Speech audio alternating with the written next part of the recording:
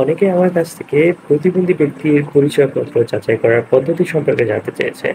আজকে সে বিষয়ে কথা বলব। প্রতিবন্ধী ব্যক্তির পরিচয়পত্র তথা সুবর্ণ নাগরিক কার্ড যাচাই করার পদ্ধতি হলো সরাসরি আপনাকে সমাজসেবা অধিদপ্তরে যেতে হবে।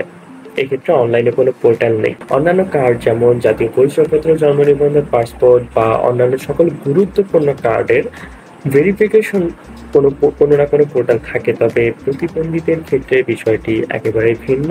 প্রতিবন্ধী ব্যক্তির যে পরিচয়পত্রটি রয়েছে সেটি যাচাই করার জন্য সমাজসেবা অধিদপ্তর থেকেও কখনো কোনো পোর্টাল শেয়ার করা হয় নাই। তো এক্ষেত্রে আপনাকে সরাসরি সমাজসেবা অধিদপ্তরে গিয়ে সেখানে কর্মরত লোকদেরকে জানাতে হবে যে আপনি একটি প্রতিবন্ধী আইডি কার্ড ভেরিফাই করতে চান। সেক্ষেত্রে আপনার আইডি কার্ডের নাম্বারটি প্রদান করলে হবে। তারা ভেরিফাই করে দেবে যে কার্ডটি আসলে ভ্যালিড কিনা বা এই লোকটি আদৌ প্রতিবন্ধী কিনা।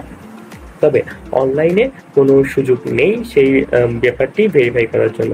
তবে হ্যাঁ, প্রতিবন্ধী আইডি কার্ড ভেরিফাই করার উপায় না থাকলেও প্রতিবন্ধী ভাতা কার্ড যাচাই করার সুযোগ সমাজসেবা অধিদপ্তর দিয়েছে, সেটা অনলাইনের পোর্টালে দিয়েছে।